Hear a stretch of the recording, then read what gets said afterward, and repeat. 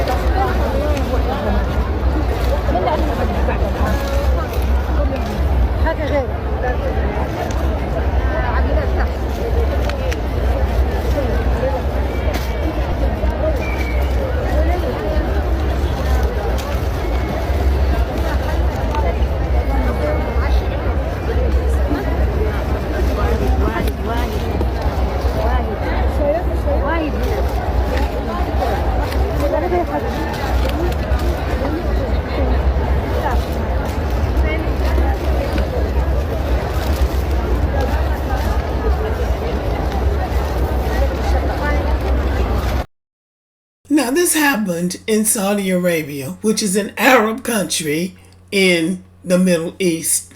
Although we know there's no such thing as the Middle East, and those countries used to be inhabited by Black African people. But these invaders came, they took over the land of the Black Arabs, started calling themselves Arabs, dressing like the real Arabs, and speaking their language. So now when you think about an Arab, you basically think about a white person with some kind of rag or something on his head. But those people were originally black. So the black people would let other groups of people come in and take over their lands, and then they'll go to somebody else's land to beg. So now these black people look like they might be West Africans, or in Arabia, or in Saudi Arabia. The woman that's handing out these supplies, they look like they might be, it looks like I see something that could be ice cream, so it might be some kind of snack bag. But she handed out the supplies to her own people first, even though those black women jumped up there first. And they were grabbing for the bags, and she shook her finger at them as if to admonish them and say, you wait. Or she might have told them to stop grabbing at the bags. But her manner was very authoritarian, and they backed off from her and they waited until she gave them their bags. Presumably, she got them for somebody else, but she got 3. And those black women stood there with their hands out until she had handed out the bags to all of her people, and then she gave them theirs. See, I think that was fair. She served her own people first, and then she gave them what was left. Now, some people might see that as being unfair, but The people who look out for themselves first and their own people first are the people that are the most successful. And some people in the comment section just went on and on about it being racist. But I looked at it from the standpoint that it wasn't racist in my mind because she took care of her own people first. Now, if she had had supplies left and folded up that box and walked away without giving the black women any of the supplies, then you might have called that mean or unfair. But she took care of her own people first. She wasn't thinking about being fair based on how we see fairness. She wasn't thinking about taking care of some other group of people before she took care of her own people. And Africans, unfortunately, have a big habit of leaving their countries to go into another country to beg. So they won't demand better leaders. They rather run to somebody else's country. And when there are limited supplies, what are the people in the country that you ran to supposed to do? Is it racist for you to take care of your own people first? And somebody who turned up out of nowhere, you're supposed to be concerned about them? I don't even know if that's biblical. Somebody needs to tell me that it's biblical to look out for other people before you look out for yourself. Now, this was on a very small scale, but what about if it becomes on a bigger scale? People who fled their homeland because they didn't want to fight for anything came to your homeland where you've had to fight for what you have, but you're supposed to share it with them. I think this is a question for humanity. It's a question that we all need to ask. This is a hard question for real, because it speaks to humanity, but it also speaks to people's will to survive. You're going somewhere that you don't even know if you're going to be able to make it, but you're not willing to stay and make it where you are. You just came there, and clearly this is something for poor people.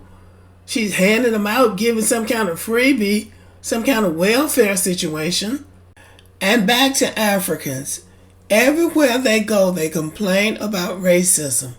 They complain about racism in Asia. They complain about racism in Europe. They complain about racism in Canada. Africa has arable land, which means they have fertile soil. They have wonderful mineral and natural resources. Why can't they stay at home and make their countries work? African people don't have that strong sense of self-preservation. You have everything that you need, and another group of people can come in and through trickery, and because you have a sense of, I'm going to take care of everybody, I want to be fair, I want to do what's right, they end up with your stuff and you end up begging. So at what point do you say, I'm going to take care of myself and mine first, and then if I have something left over, I'll give it to you?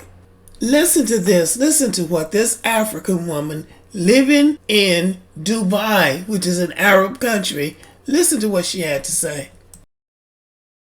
So, I've lived in Dubai for almost 8 years. I did my high school here, my national diploma, my bachelor's, my master's here in Dubai. I had my child here, everything. And every single time I've been disrespected in this country, it's been coming from the low-budgeted Arabs. By that I mean it's coming from the Egyptians, the Lebanese people, the Iraqis, the other low, broke, budgeted Arabs. You know, those are the ones that discriminate black people in this country, including the Indians, who I'm categorizing with Pakistani, Bangladesh, whatever, that community. It's always you people that discriminate black people and make Dubai look like it's racist, and they discriminate against black people, but it's coming from the low budget Arabs and the Indians. Why are you so comfortable to do that? I posted the other video about racism in the UAE, and I saw so many comments. I wish I could go through all of them. It's very sad that all of us are experiencing the same thing just because of our skin color. But what triggered me to post that video was because I've been trying to secure an apartment here in Sharjah, but I've not been able to. Not because I could not afford it, but just because I'm black. Real estate agents in Sharjah will not give an apartment to a black family. Just because we're black, they will not give us a home. There's a new rule in Sharjah by the real estate company saying no Africans. By that, they only mean us black Africans from South Africa, East Africa, West Africa. But anyone else from the North Africa, the Arabs, the ones I'm always talking about, they are allowed to have homes. But us dark-skinned people are not allowed to. That's why I posted that video. So she's a perfectly decent-looking African woman, and she's living in Dubai, and she says she's discriminated against by the low-budget Arabs, Indians, Pakistanis, so forth and so on. She says that it's only for the West Africans, South Africans, and East Africans. Now, of all those places in Africa, you can't think of anywhere to live but somewhere where people discriminate against you and won't let you buy a house. And rather than move your ass away and go to an African country where she's clearly educated and she can afford to live in a nice house, why not go somewhere where you're wanted? See, this is what I don't understand about Africans. They'd rather go to somebody else's country and be upset than to stay home or live somewhere where they're wanted. So it's just, and then you call it racism. And I just don't get it. Everybody likes to be around people that look like them except black people. Black people will chase white people down to the end of the earth. They will go in hiding, trying to get away from you, and yet black people will go looking for them. And this is the same thing here. Black Americans are going to Kenya. They love Kenya. They love Johannesburg. They love, what's the other place? Cape Town. They love South Africa. Many of them like going to Accra. They like Ghana. They go to Rwanda. But Africans don't want to live in those places. They want to go somewhere where people don't want them and complain. I don't know what you call this. That people like to be around people that look like them and they like to take care of themselves and their own people. Is that racism or not? Or is it just self-preservation and people just, preference? I've heard a lot about preference in the last few years. Black people, my preference. Well, are white people allowed to have a preference? Are Arabs allowed to have a preference? Now, white Americans can't have a preference where black Americans are concerned because we didn't come here as immigrants. We were brought here against our will. So that's off the table. But if I go to an African country or a European country or an Asian country and they don't treat me as their preference, am I supposed to be upset about that? Am I supposed to be mad? Am I supposed to call racism on that because I came to their country and I wanted to be treated like they treat each other and they don't? Is that racism? Is that racism? I am confused. Let me know what you think about this. Is this racism? Okay, thank you for listening. Subscribe to the channel. Give me a thumbs up, leave a comment, share the video, and as always, have a great day.